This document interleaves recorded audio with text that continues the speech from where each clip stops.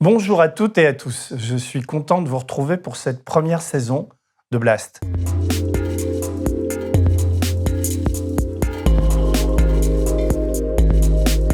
Nous sommes comme les saumons, nous remontons à contre-courant le long fleuve médiatique. Pour ceux qui nous découvrent, nous ne venons pas de commencer. Depuis 6 mois, nous n'avons pas glandé. Enquêtes, entretiens, chroniques, reportages, une centaine d'articles. Je suis fier de tout ce qu'on a déjà accompli, à commencer par le site internet, riche de nos productions vidéo, mais aussi de papiers courts et longs, très variés, culture, idées, affaires, faits divers.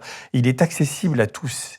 Il y a aussi notre chaîne YouTube, qui compte plus de 265 000 abonnés et dont l'audience ne cesse de grimper. On ne s'est lancé qu'en mars dernier, mais on a déjà révélé pas mal de scandales enfouis. Le Qatargate, avant tout, qui nous vaut pression et procès. L'arnaque des subventions accordées au Centre national de la musique, où encore une fois, les plus riches se sont octroyés en douce la plus grosse part du gâteau. 6 mois après nous, la Cour des comptes s'est réveillée, et avec elle, le reste de la presse. Sortir des enquêtes, c'est difficile. Ça coûte cher et on prend de gros risques. Cette enquête sur les pots de vin du Qatar nous a valu des menaces et un procès en diffamation de Bernard-Henri Lévy. Monsieur était vexé comme un pou qu'on dise de lui que l'émir du Qatar avait demandé à ce qu'on lui file 9 millions d'euros pour services rendus en Libye. Il nous demandait 100 000 euros en réparation et 3 000 euros par jour d'astreinte si on laissait en ligne sur notre site l'article le mettant en cause. Nous nous sommes défendus et avons obtenu gain de cause. Le tribunal a débouté Bernard-Henri Lévy et l'a condamné à payer 3 000 euros à Blast. Monsieur Bernard-Henri Lévy, vous devenez ainsi un des plus gros contributeurs de Blast. Merci. On va pouvoir continuer à enquêter pour lever le voile sur cette filière qatari et bien d'autres. Mais arrêtons les blagues. 7 mois nous séparent du premier tour de l'élection présidentielle. Nous n'avons pas ménagé nos efforts depuis mars 2021 pour transformer une promesse éditoriale en réalité. Et ce, en plein Covid, en bricolant avec le matériel et les locaux. Merci Thomas au passage. Maintenant que nous sommes enfin dans de vrais locaux, nous pouvons lancer officiellement la première saison de Blast. Et cela va de pair avec une organisation légèrement différente des mois derniers et des nouveautés, comme vont vous l'expliquer Salomé et Mathias.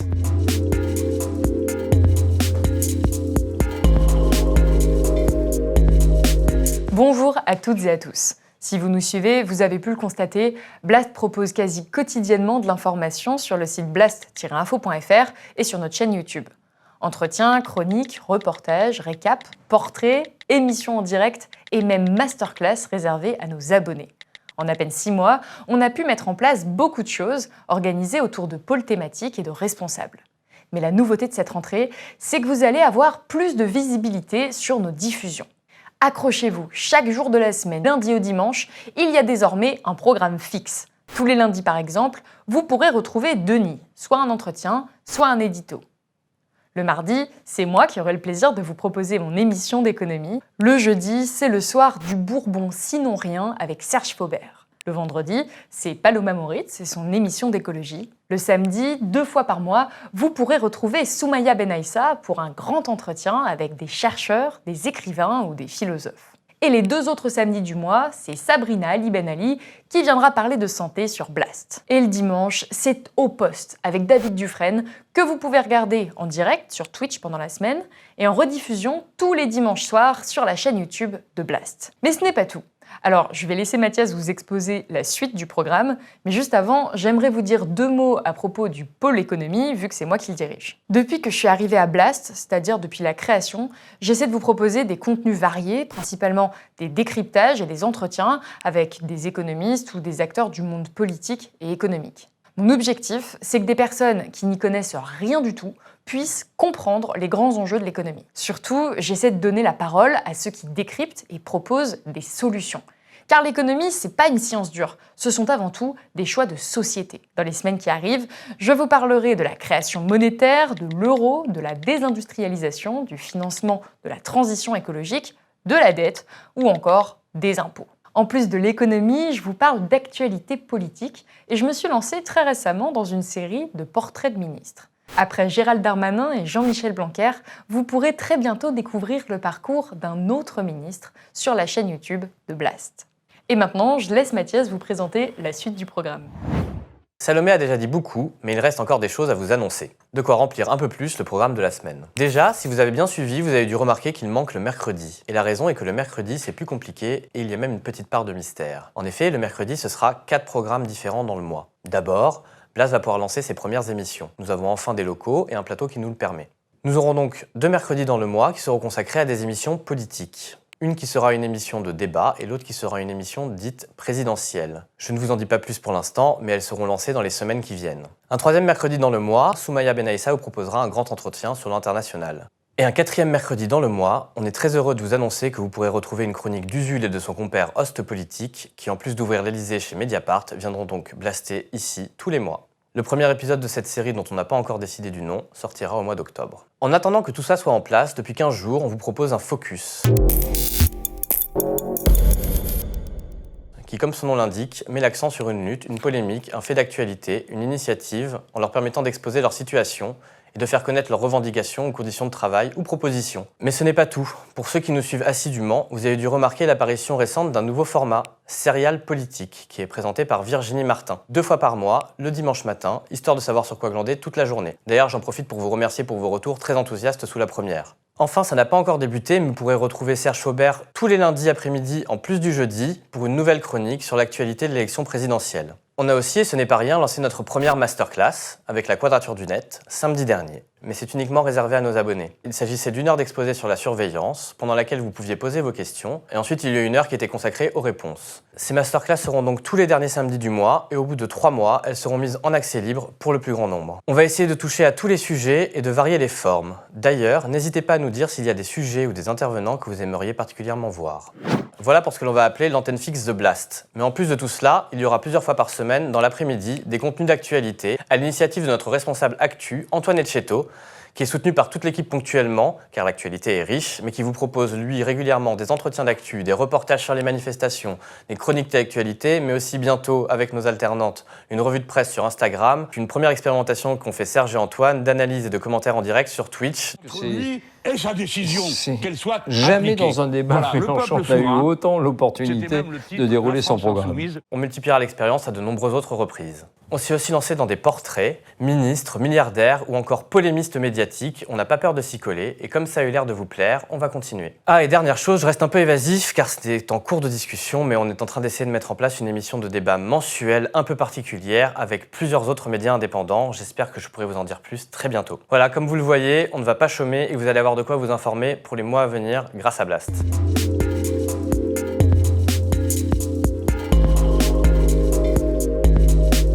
Il y a bien sûr les vidéos, les voix dissidentes à qui on donne la parole. Il y a mes éditos qui me prennent pas mal de temps et de jus de crâne. Mais pour moi, Blast et son souffle de l'info, ce sont d'abord les enquêtes.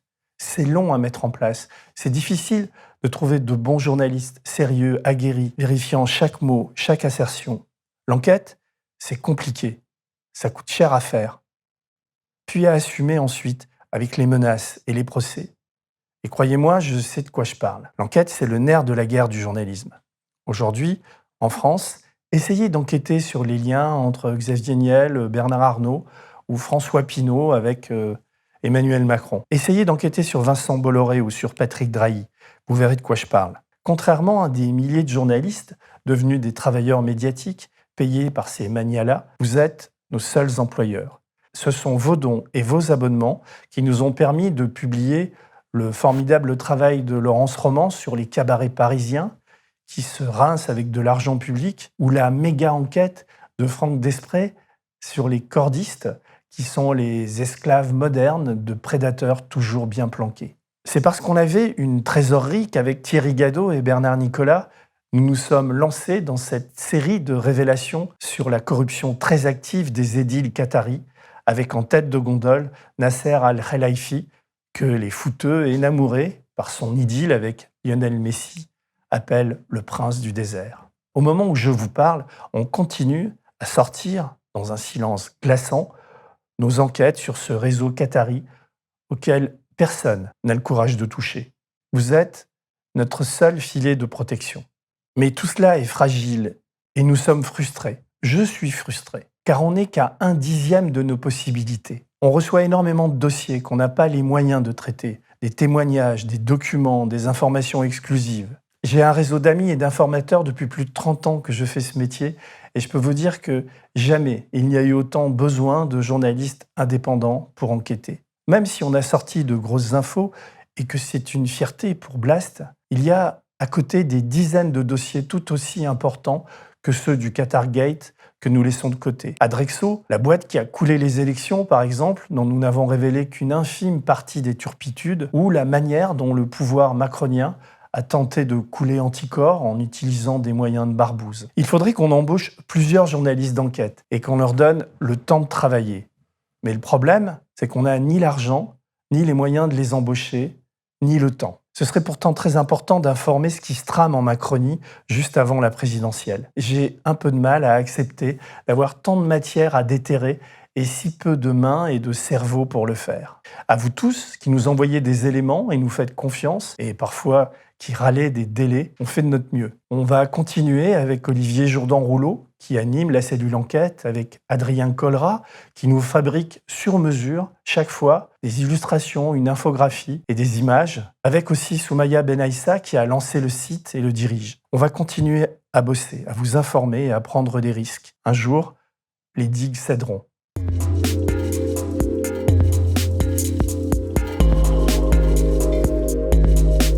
Je dois vous dire que je suis assez heureuse de vous retrouver pour vous remercier. Parce que c'est grâce à vous aussi, votre soutien et vos encouragements, qu'on réussit progressivement à faire du site de Blast la vitrine de toutes nos productions, accessible, lisible, avec une esthétique vraiment particulière. Le site est porté, vous le savez, Denis vous en a parlé, par des enquêtes, du Qatar au cordiste, emblématiques de nos ambitions. Mais il est porté aussi par des articles dédiés à un domaine qui nous est cher, celui de la culture. Sous une forme acérée et informée, Jean-Samuel Crick décrypte par exemple pour vous la misogynie enracinée dans la culture rock et fait revivre 30 ans après sa mort le génie de Miles Davis en vous donnant quelques recommandations. Et Jérôme Dittmar déterre un film pourtant incontournable diffusé pour la première fois en 2015 sur la BBC, Bitter Lake d'Adam Curtis, afin de nous aider à mieux comprendre la tragédie afghane. Bref, naviguer sur le site de Blast, c'est vraiment accéder à une autre temporalité et respirer. Et pour intensifier cette expérience, on veut vous proposer sur Blast du multimédia. On a travaillé par exemple à la mise en place de podcasts. Dans un premier temps, vous allez pouvoir retrouver tous nos entretiens déjà diffusés, ainsi que ceux à venir, mais nous travaillons aussi à l'élaboration de podcasts originaux, qui seront réservés à nos abonnés. On veut aussi tenter de couvrir des événements de manière innovante. Par exemple, prochainement la COP26 à Glasgow. On aimerait y envoyer notre responsable écologie, Paloma Moritz. Elle y tiendrait un journal de bord sous forme d'articles que vous pourrez retrouver sur le site, des petites vidéos pour les réseaux sociaux, mais aussi des portraits et un gros sujet récap sur ce rassemblement pour nous raconter tout ça de l'intérieur.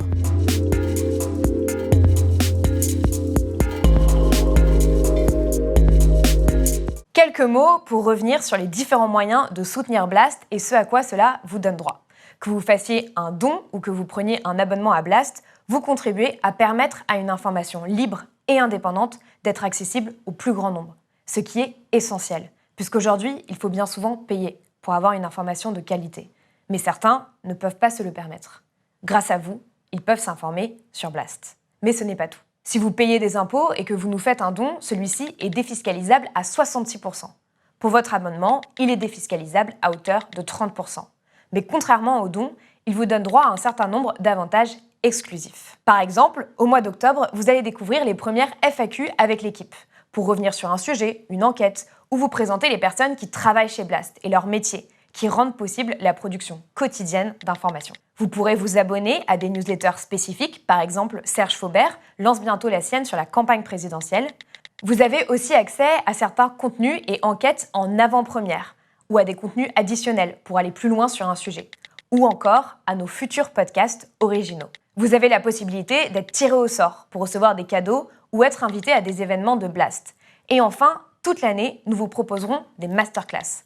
Comme vous l'expliquait Mathias, elles sont accessibles uniquement à nos abonnés. Dernier avantage, vous aurez accès au forum des abonnés sur le site de Blast. Les abonnés sont le socle qui nous permet de construire notre stabilité et de pouvoir nous projeter. Nous avons besoin que vous soyez nombreux à nous soutenir pour pouvoir continuer cette aventure et surtout peser dans la bataille de l'information.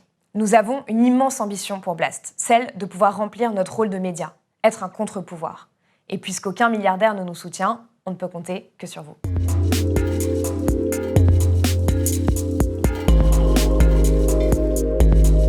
Bon voilà, on vous a présenté les grandes lignes de cette saison à venir. On espère tous que ça vous rend aussi enthousiaste que nous. C'est un sacré défi qu'on s'est lancé et que plus de 16 000 personnes à ce jour ont contribué par leur financement à rendre possible. Merci infiniment à eux, à vous. Vous êtes aussi des milliers à vouloir nous soutenir et à ne pas en avoir les moyens. Blast a été créé pour que vous puissiez avoir accès librement à un média indépendant, sérieux, honnête. Vos partages sur les réseaux et vos mots d'encouragement sont précieux. Merci à vous aussi. On va continuer à se battre et à faire du journalisme qui donne de l'air, mais aussi qui a du souffle. Car dans cette période, disons, asphyxiante et flippante, il y a vraiment besoin d'un grand Blast. Et maintenant, on se retrouve pour une grosse heure d'antenne libre avec l'équipe de Blast qui sera là à tour de rôle pour se présenter, répondre à vos questions sur le chat ou encore vous donner des précisions sur ce qu'on vient de vous raconter. On se retrouve dans 2 minutes, d'accord ? Allez, à tout de suite.